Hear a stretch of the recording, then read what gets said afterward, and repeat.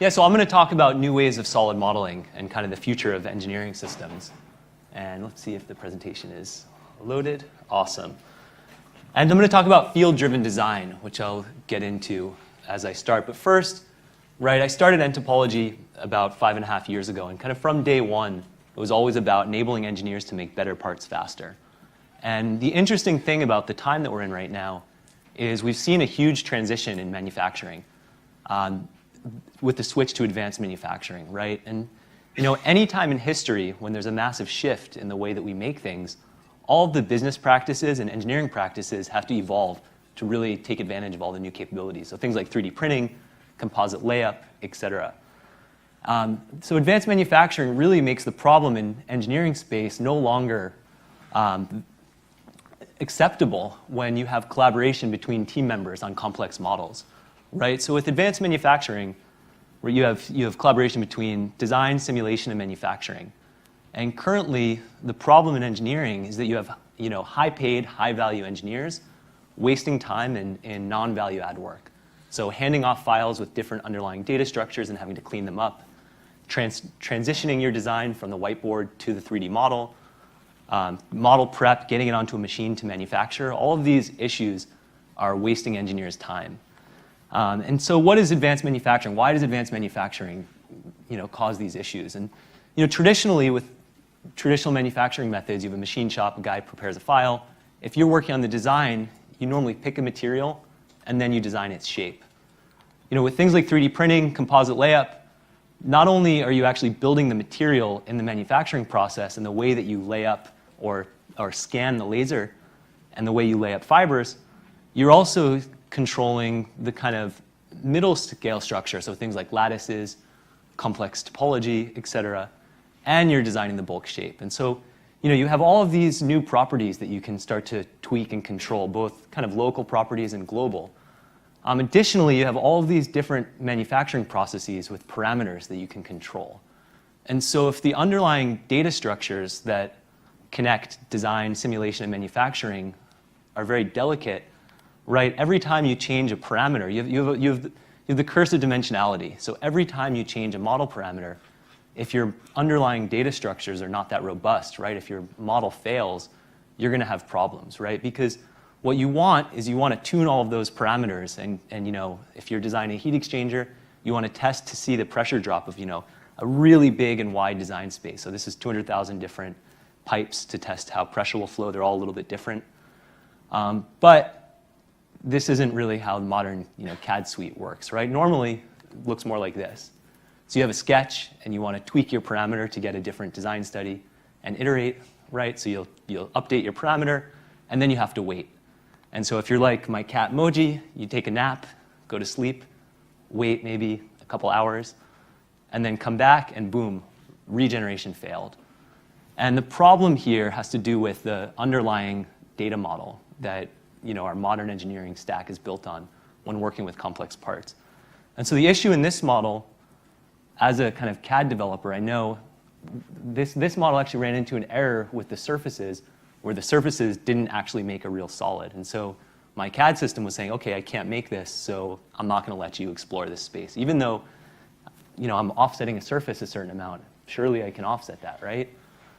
And the issue actually comes down to geometric representation. So the majority of this talk is going to be on how we use new representations of geometry to enable new capabilities of advanced manufacturing, right? And so traditionally, when we use surfaces, and I'll go through this kind of quickly, we represent surfaces by mapping from 2D to 3D, right? Now, the problem with this is because we're not representing a solid model as a solid, we're representing a solid as a collection of surfaces wrapping a solid, you can do things that you can't do in real life, like have a self-intersection, right? We know in real life, if we have two atoms that occupy the same space, you get a really big explosion, right? In CAD, you can do that all day long. And also, when we start to represent the type of complex shapes that things like 3D printing are now capable of building, you have to represent them piecewise with a collection of surfaces. And those surfaces might not line up. So here, the edges might be in not so intuitive places. And so really, there's a couple of different ways to represent geometry, right? What I was showing here was in the middle, a surface-based representation. And you have two types of representations, boundary representations and solid representations, right? So what I'm going to propose today and what I'm going to show today is in our new software using an implicit model as the kind of core language for representing solid geometry and, and what the types of things you can do with that are, right? And so what's nice is when we use an implicit model, we use equations also to represent our solid part. But those equations not only represent the surface itself in a nice smooth way like your CAD surfaces would, those equations actually define the volume in infinite space. So at any point in 3D space, you can figure out exactly where you are in relation to the surface.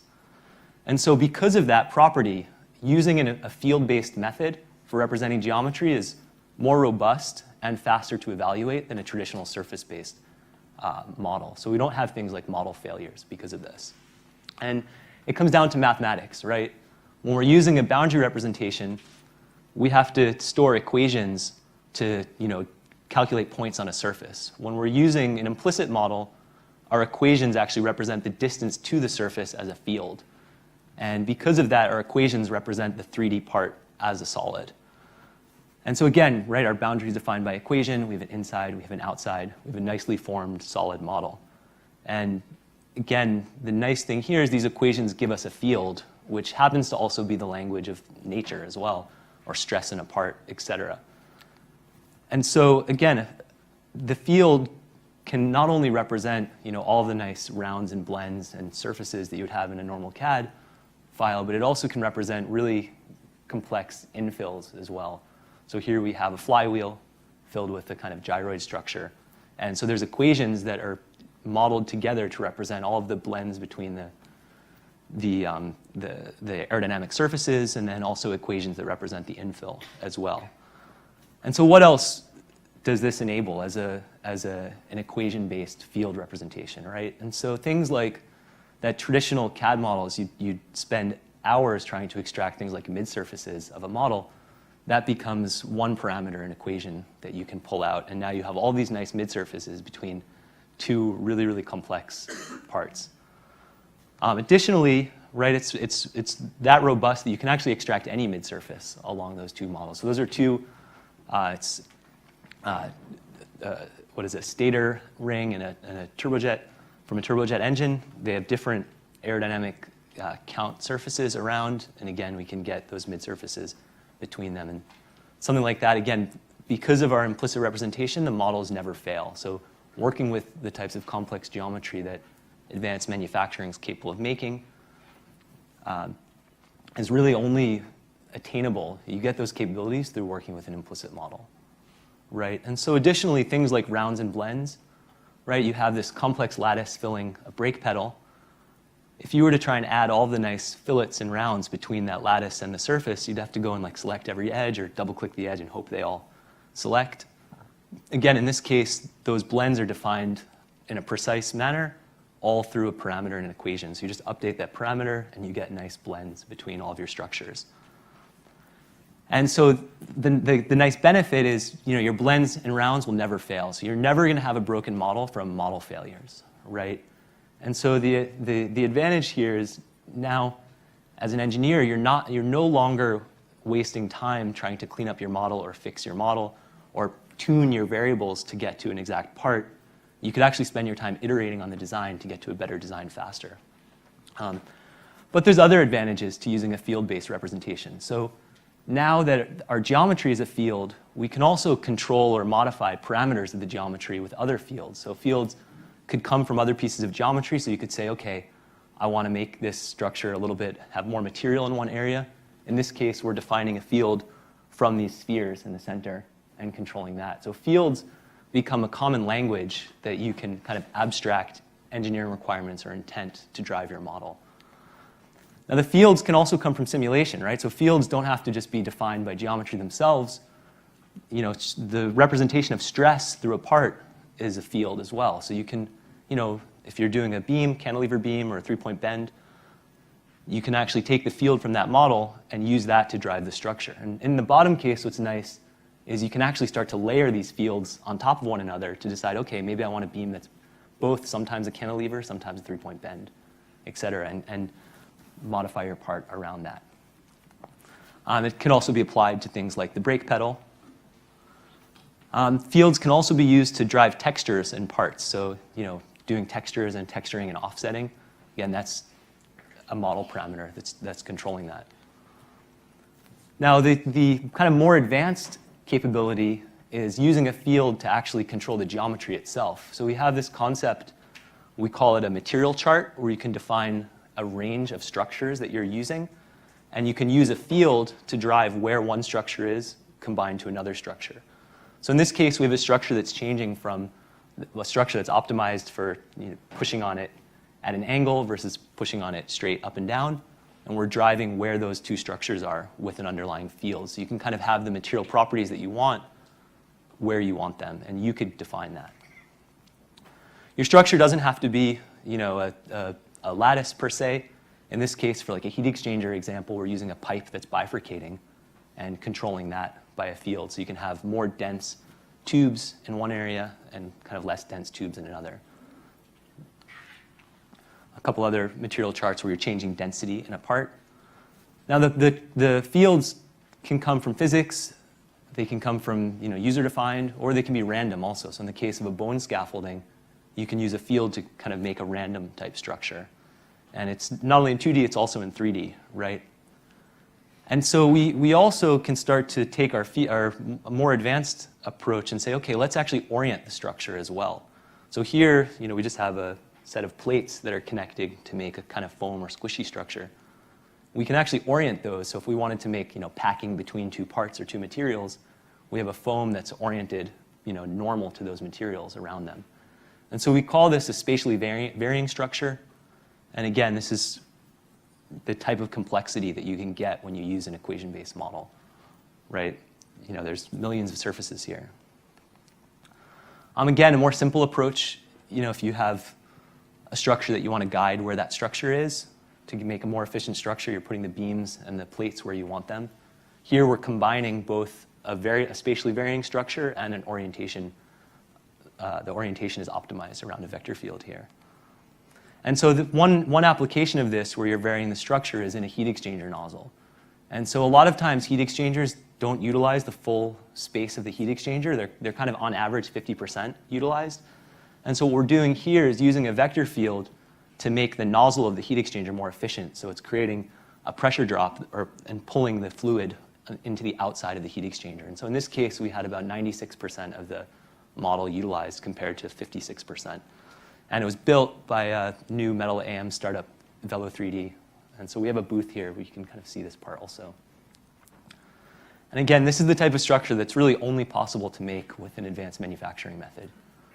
I don't think you could machine the inside of that.